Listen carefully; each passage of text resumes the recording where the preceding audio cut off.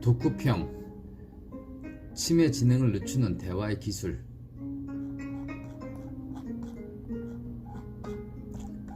발췌, 교육과 훈련 중요성. 치매를 관리하는 의료기관이나 간병하는 현장 직원의 대부분은 이에 대해 배우고 훈련하여 치매 환자를 접하고 있습니다. 그러나 안타깝게도 대부분의 일반 가족들은 그렇지 않습니다. 팁: 진압력 상실 상태는 간단한 질문을 하는 테스트로 확인할 수 있으니 간병인 그리고 치매 환자가 부담을 느끼지 않을 정도로 가정에서도 정기적으로 실행해 주십시오. 저자 경험: 의사로서 30년 이상 치매 환자를 진찰해 왔지만 간병인이 어떻게 관리하느냐에 따라 치매 환자의 행동이 순식간에 바뀌는 사례를 여러 차례 목격했기 때문입니다.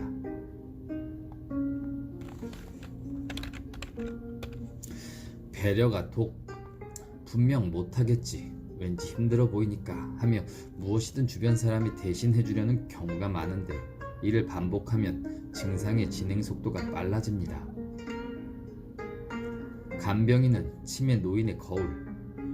간병하는 사람이 밝은 분위기를 자아내어 즐겁게 이야기하면 함께 있는 치매 환자도 미소를 짓거나 온화한 모습을 보이는 경우가 대부분이었습니다.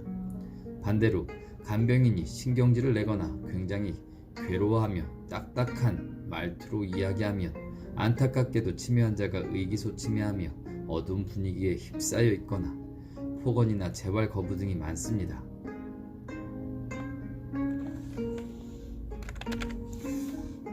어르신 응대 기본. 고압적인 태도를 취하면 그러한 행동을 개선하는 효과가 없을 뿐만 아니라 치매 환자와 간병인 모두를 궁지에 몰아넣는 악순환에 빠집니다.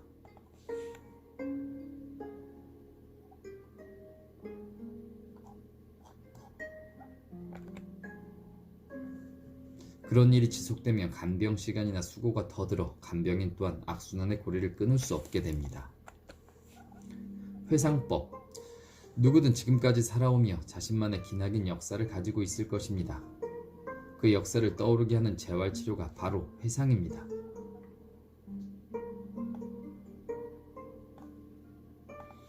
회상법 진행 방법.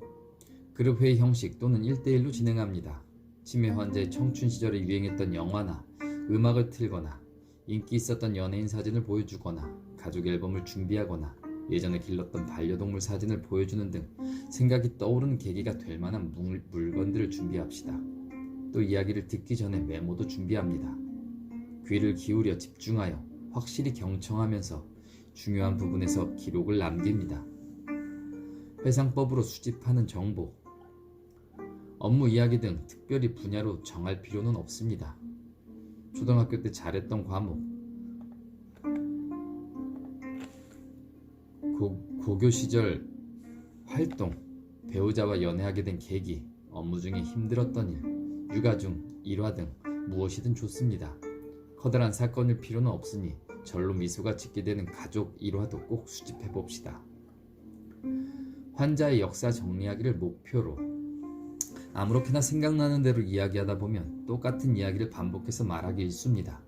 그럴 때는 삶의 역사를 정리해드리려고 하는데 아직 들려주지 않았던 신혼 시절의 이야기를 들려줄 수 있을까요? 등과 같이 이야기를 능숙히 제시하여 살며시 과거의 기억을 떠오르게 해 뇌를 자극해 봅시다. 회상법의 이점. 회상법에 따라 과거를 떠올리면 뇌에 자극을 주어 치매 악화를 늦추는 효과를 기대할 수 있습니다.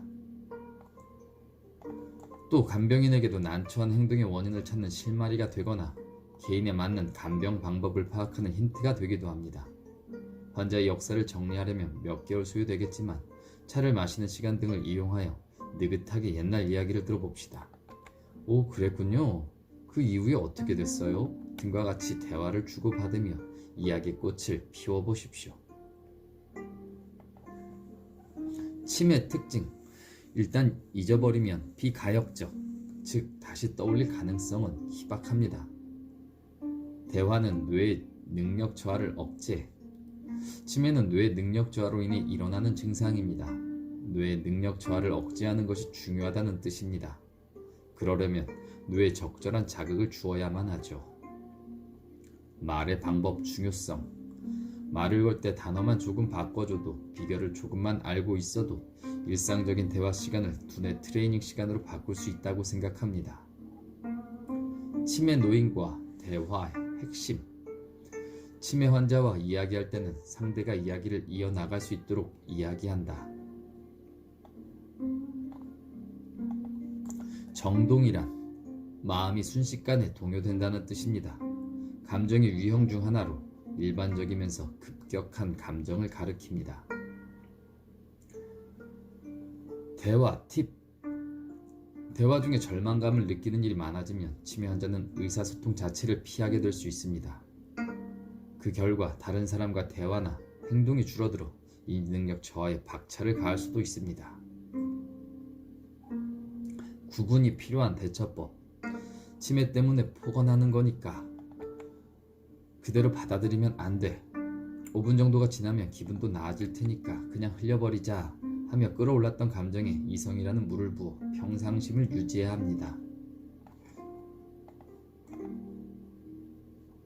잠시 피하는 지혜. 그 자리를 긍정적으로 회피해 보십시오. 앞으로도 오랫동안 간병 생활을 지속해 나가며 원활히 이어나갈 수 있도록 회피하는 것이죠. 고민지점. 최고의 회피 기술인 용서받을 수 있는 거짓말도 잘 사용해 보면 좋습니다. 어머, 얼마 전에 손주 땡땡한테 주신 줄 알았어요. 그랬었나? 하고 대답한다면 거짓말이라도 전혀 문제될 일이 없습니다. 유의사항. 치매 환자는 개인적으로 악의로 문제가 될 만한 행동을 일으키진 않습니다. 그 원인은 바로 가족이나 주위 사람 위한 배려였을지 모릅니다.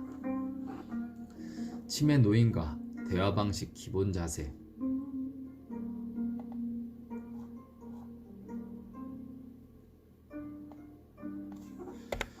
언제나 의식해야 할 대화 방식의 기본 자세. 집, 외출 장소, 어디서도 가능한 한 다음과 같이 대화를 시도합시다. 상대의 앞에서 시선을 맞춘다. 천천히 낮은 목소리로 말한다. 텔레비전이나 라디오는 음량을 낮춘다. 대화 간격을 중요시한다. 상대방의 말은 끊지 않는다. 어려운 말은 쉬운 말로 바꿔서 말한다. 실천사항.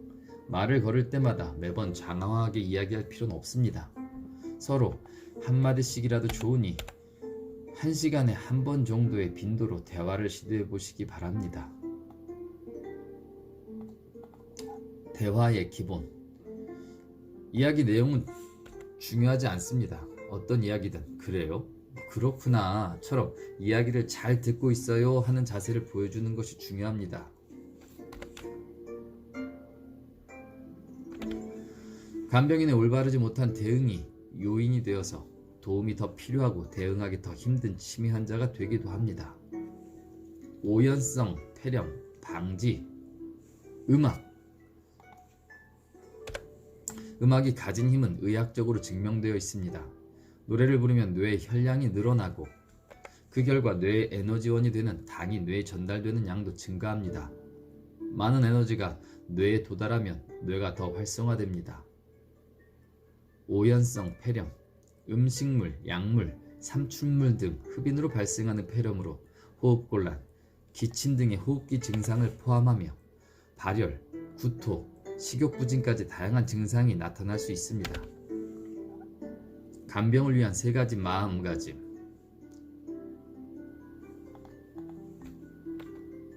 이 3가지 마음가짐을 실행하면 간병인이 자연스럽게 자신을 소중히 여기는 간병을 할 수 있게 됩니다. 첫째, 너무 열심히 하지 않는다. 내가 어떻게든 해야 한다 하거나 내가 책임자야 하며 책임감을 느낄 필요는 없습니다. 총력전이 아니라 쉬엄쉬엄 한다는 생각으로 해봅시다. 둘째, 상상해본다. 간병인은 그 시절 그 무대에 서서 초등학교 동급생이나 교사 동료가 되어 상대 역할을 연기해 주십시오. 치매 환자가 편하게 생생한 시간을 보내고 나면 난처한 행동이 줄어들어 간병도 편해집니다. 셋째, 비교하지 않는다. 남들은 남들이고 우리는 우리다. 우리에게 행복한 간병이란 무엇일까요? 치매에 걸린 할아버지, 할머니가 웃음 지으며 보내려면 무엇이 중요할까 이렇게 생각해야만 합니다. 협력하여 간병하기. 혼자 끌어안으려 하면 안 됩니다. 다른 가족이나 친척들에게 현재 상황을 잘 설명해서 협력 체제를 꾸려야만 합니다. 한계에 다다르기 전에 확실히 도움을 청해 봅시다. 감추지 말고 모두에게 밝힙시다. 그리고 혼자서 100%의 간병을 목표로 삼지 말고 전문가 손길을 빌려서 모두 합쳐 100%가 되도록 합시다. 웃음. 아이들은 하루에 400회 정도 웃는다고 합니다. 반면 어른들은 그보다 훨씬 적은 13회 정도뿐이죠. 아이들처럼 천진난만하게 진심으로 웃을 수 있다면 복이 찾아올 것입니다.